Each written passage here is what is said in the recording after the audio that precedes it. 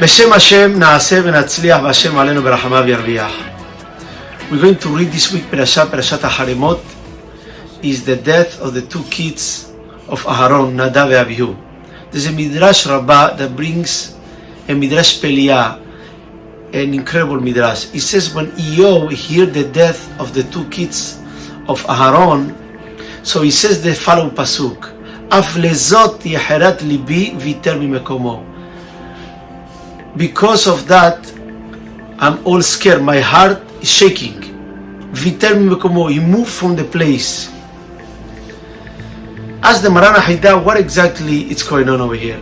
Why he got all scared from the death of the kids of Aharon. What he has to do the death of the kids of Aharon with Eob. Says the Marana Haida as follow. He says there is a Gemara that says what was the reason that Nadav and Avihu die. One of the reasons the Gemara brings that is because they used to walk behind Moshe and Aharon, and Nadav used to say to Avihu, when these two elders going to die, so me and you, we're going to lead the Jewish nation. So he asked himself, well, I understand Nadav being unrespectful, wishing the death of somebody else, so happened to him, but why Nadav? Why not Avihu? Nadav, it's who says it. Avihu, he didn't say it. He says, this must be because he hear it and he stay quiet. Oh, you stay quiet, you part of it, you deserve as well. He says, this remind me to me. He says, what exactly has to do, what he did Eob, something similar? The Ben Ish Chai explained that this goes back years back. By the time of Paro, when he says, Hava nitchakema lo penirbe, let's find an idea to finish with the Jewish people. So the Midrash tell us that Paro gathered together his cabinet. So he had Bil'am, Yitro, and Eob. He was the three advisors.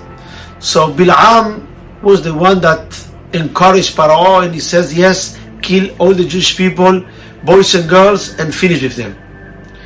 When Yitro heard that, he opposed it, and he says, I will never agree to such a murder in this way. We cannot kill innocent people in this way. So he decided to run away.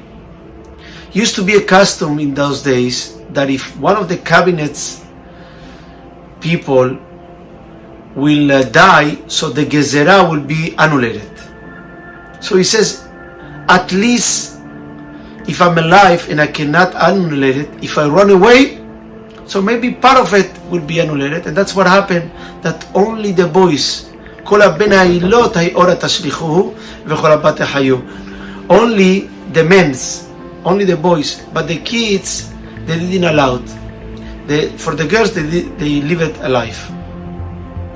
Well, now the turn of Eob came. Eob says, look, Bil'am and Paro are together in the same page, and they want to kill the Jewish people. Yitro run away. Well, what should I do? My voice is not going to be heard. So you stay quiet, and the plan move forward. Now, Akadosh Baruch Hu pays midah keneged midah. Yitro that fight for it and disagree, and he run away. He says, I'm not being part of it. He got rewarded that his son-in-law became Moshi'an Shel Israel, the savior of the Jewish people. And from his grandchildren, they were Milishkat HaGazit from part of the Sanhedrin. Incredible. When you do for others, you are the first one to get benefit. Well, that's Yitro. Bil'am, later on, he got killed by Moshe Rabbeinu. You did the gezerah, the decree to kill all the Jewish people. He also deserved. Eob, he got isurim, he got punishment. He asked Rav Chaim Shemolevitz, I don't understand. Clearly, his midah keneged midah. Bil'am killed the Jewish people, he got killed. Yitro, him somehow saved the Jewish people, and he did whatever he can, so he got rewarded that from his kids They become from the Sanhedrin. His son-in-law was the savior of the Jewish people. No greater reward than that. But what exactly is midah keneged midah between the punishment that he got, the suffering, with staying quiet? Where do you see midah keneged midah? To understand that answer, I will tell you a short maaseh that happened, story. It says that one time, a Litvish Rebbe from the yeshiva, from a community, came to visit the town. So they invited to stay by the house of the rabbi. It was a Hasid rabbi. So in the olden days, they used to take the belongings, the wallet, and the expensive stuff, and they give it to the host of the house. In that case, to the Rebbe. So he gave his stuff over there, and they went together to the shul. They got ready, went to the shul, and the Rebbe, like all the Hasidic Rebbe, singing and very loud, praying, and whole moving. And the Litvish rabbi, more modest, quietly praying without doing any movement, without lowering his voice. So after the tefillah, the Litvish rabbi asked the Hasid rabbi, he says, why you guys need to scream and all loud? HaKadosh Baruch Hu can hear you without screaming. The Rebbe didn't say anything, changed the subject. They arranged the whole Shabbat together, beautiful Shabbat. By Motzei Shabbat, the Litvish rabbi come to say goodbye and to ask if he returned his wallet. So the rabbi play like he doesn't know what he's talking about. So the Rebbe says, you give it to me something? He says, yes, you remember before Shabbat I give you my wallet, looks like this, my watch, my stuff. And the Rebbe play himself like he doesn't know what he's talking about. And the Litvish rabbi start to raise his voice. And he says, what? That's the way you're acting? That's you are a Rebbe? And he start to lower his voice. So the Rebbe asked the rabbi, he says, why are you screaming? I can hear you without you screaming. He says, what do you mean? It's my stuff. He says, oh, that's exactly what it is.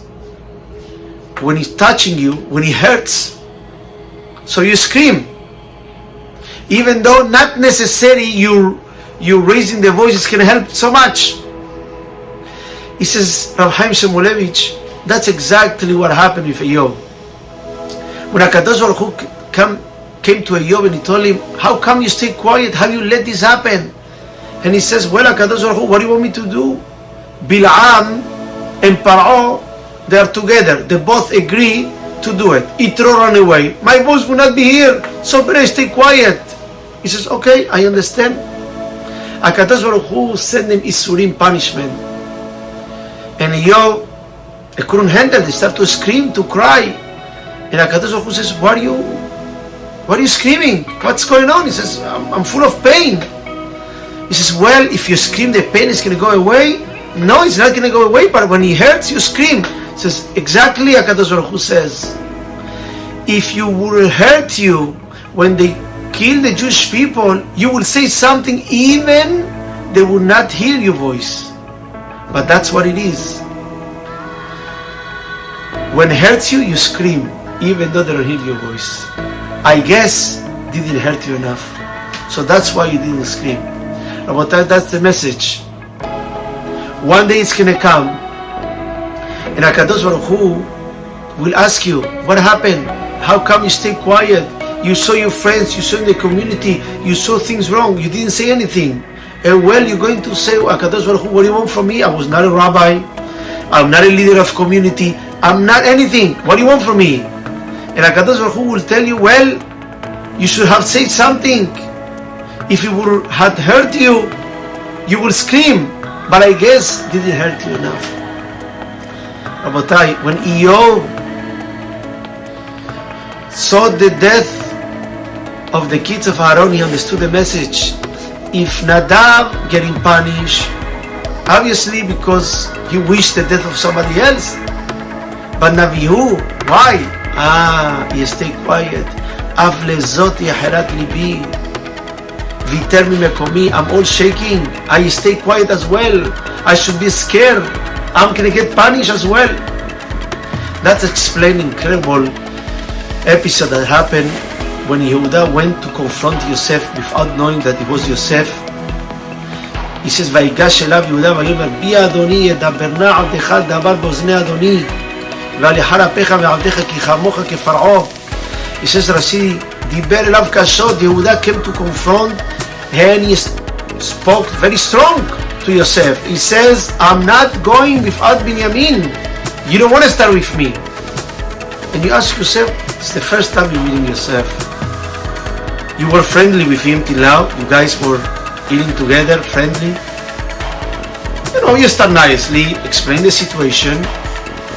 And if you see that he doesn't listen, so then you can claim on him. You can talk strong. Why are you starting strong? When you have a problem with nafsho keshura v'nafsho, when you heard that he's taking Binyamin, then you cannot start nicely. You can scream.